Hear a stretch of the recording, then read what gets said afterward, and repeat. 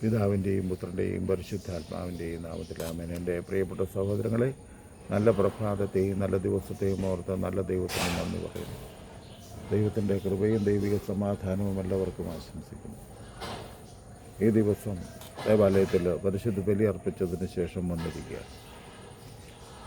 ഭീകരമായ സങ്കടങ്ങളിലൂടെ സഭ കടന്നു പോകും. പ്രത്യേകിച്ച് എറണാകുളം അങ്കമാലി അതിരൂപത ഇത്രയേറെ നശിച്ചുകൊണ്ടിരിക്കുന്നു. നശിപ്പിക്കാനുള്ള ബാക്കി ശ്രമം കൂടെ നടന്നുകൊണ്ടിരിക്കുന്നു. ഇത് കണ്ടിട്ടും കാണാതിരിക്കുന്ന സഭാ നേതൃത്വം. കട്ടിൽ പിതാവ് ആഘോഷപരമായ കാര്യങ്ങളിൽ ലോക പര്യടനത്തിലാണ്. ഇങ്ങനെ കുടുംബത്ത് അയൽവക്കക്കാരനെ ഏൽപ്പിച്ചു പോയിരിക്കുക. അയൽവക്കക്കാരൻ അവന് ഇഷ്ടപ്പെട്ട തരത്തിൽ ആത്മീയ ജീവിതം തകർക്കുന്നു. ഇവരെല്ലാം കൂടെ എഴുതി വെച്ച് തന്നു. ജൂൺ 9 സർക്കുലർ അനുസരിച്ച് കുർബാന ചെല്ലാത്തവൻ പുറത്ത്, ആ കുർബാനയിൽ പങ്കെടുക്കുന്നവന് കടം തീരുന്നില്ല.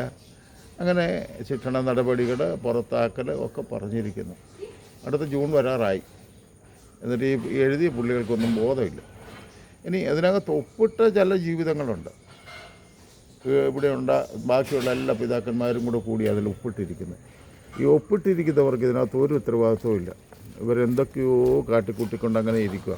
അവരുടെയൊക്കെ വിചാരം ഞങ്ങളുടെ ഒന്നും രൂപത വലിയ പ്രശ്നമില്ലല്ലോ, അവിടെ കുറച്ചുകൂടെ കടിക്കട്ടെ, നശിക്കട്ടെ. കാരണം ഇവിടെ സമ്പത്തിൻ്റെ ധാരാളിത്തമാണല്ലോ ഈ തല്ലിപ്പുള്ളിത്തരം എല്ലാം കാണിക്കുന്നത്.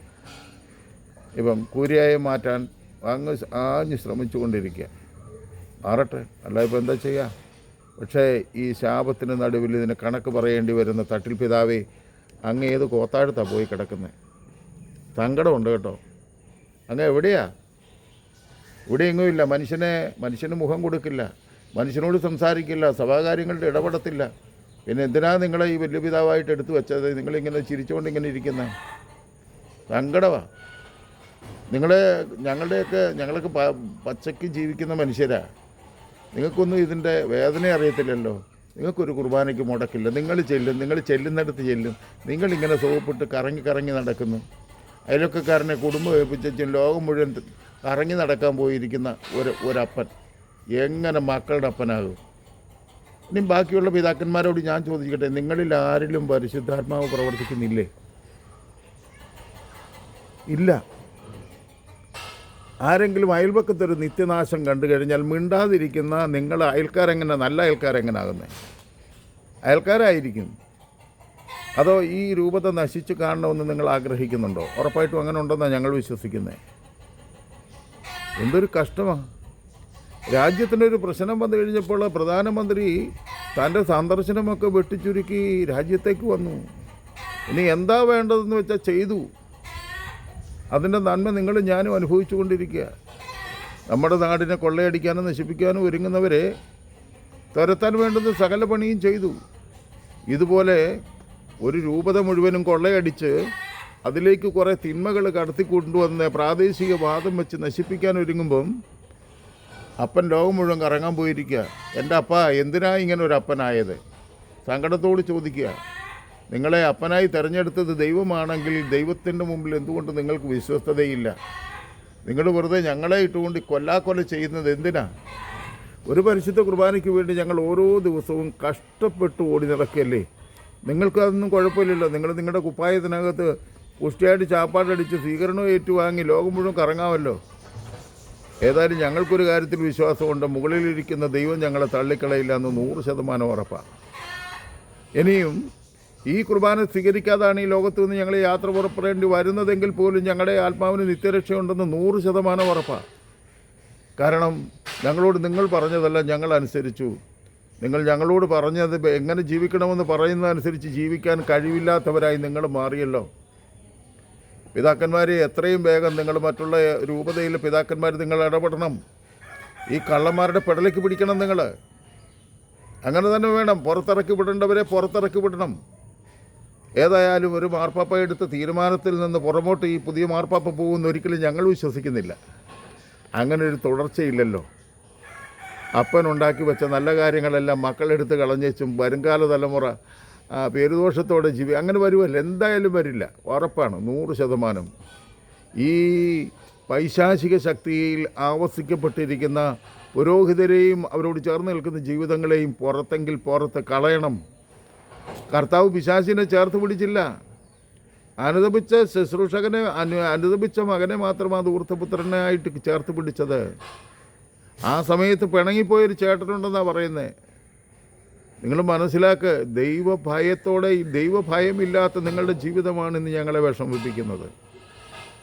ഞങ്ങൾക്കൊക്കെ ദൈവത്തെ പേടിയാന്നേ. അവൻ ഞങ്ങളെ ശിക്ഷിക്കുമെന്നോ നരകത്തിൽ തള്ളുമെന്നോ ഒന്നുമല്ല. അവൻ്റെ സ്നേഹത്തിന് പ്രതിസ്നേഹം കൊടുക്കാൻ ഞങ്ങൾക്ക് പറ്റാതെ വരുന്നു. അത് നിങ്ങളോട് ഞങ്ങളെ പേടിപ്പിക്കുകയും പീഡിപ്പിക്കുകയും ചെയ്യുന്നു. കഷ്ടമാണിത്. എല്ലാ പിതാക്കന്മാരോടും ദൈവത്തെ ഓർത്ത് തൊഴുകയോടെ പറയുകയാണ്, നിങ്ങൾ ഈ കാര്യത്തിൽ ഇടപെട്ട് തീരുമാനമുണ്ടാക്കുക. നിങ്ങൾക്ക് ബോധമുണ്ടെന്ന് ഞങ്ങൾക്കറിയാം, നിങ്ങൾക്ക് ജ്ഞാനമുണ്ട്, അറിവുണ്ട്. നിങ്ങൾ എന്തുകൊണ്ട് ഇടപെടുന്നില്ല? നിങ്ങൾ ഈ രൂപതയിൽ എന്തുകൊണ്ട് ഇടപെടുന്നില്ല? നിങ്ങൾ പേടിക്കൊന്നും വേണ്ട. ഈ പിശാച് കയറി കളിച്ച് നേതൃത്വം എടുത്താൽ ഇത് തന്നെ നിങ്ങളുടെ രൂപതകളിലും വന്നുപെടും. കാരണം അവിടെയും കുറച്ച് ഇതുപോലുള്ള സാത്താൻ്റെ സന്തതികൾ മറഞ്ഞിരിപ്പുണ്ട്. മറന്നീക്കി അവർ പുറത്തു വരും. എത്രയും വേഗം ഈ കാര്യത്തിനൊരു തീരുമാനമുണ്ടാക്കുക. തെക്കും വടക്കുമായി വേർപിരിക്കുന്ന ഈ സഭാ വിരോധികളായിട്ടുള്ള നശിപ്പിക്കാൻ ആഗ്രഹിക്കുന്ന പേരിനും പ്രശസ്തിക്കും സമ്പത്തിനും വേണ്ടി ഞാനൊരു കാര്യം ചോദിക്കട്ടെ, ഈ ഇടവക വൈദികർക്ക് വല്ല ബോധമുണ്ടോ? ഇവനൊക്കെ തലമുറയില്ലല്ലോ, എന്തിനാ പിന്നെ ഞങ്ങൾ പിടിച്ചു കൊടുത്തു മക്കളെല്ലാം കൂടെ തിന്നു എന്ന് പറയാൻ? തിന്നു മുടിച്ച് നശിച്ചു പോവുകയല്ല ഉള്ളൂ. ഇത് നശിച്ചു പോകുമെന്നാണ് പറയേണ്ടത്, അല്ലാതെ ദൈവസന്നിധിയിലേക്ക് പോകുന്നെന്ന് പറയാനൊക്കത്തില്ല. ദൈവനിഷേധം കാണിച്ചുകൊണ്ട് ആത്മാക്കളെ തകർക്കുന്ന ഇവർക്ക് എങ്ങനെ രക്ഷപ്പെടാൻ പറ്റും?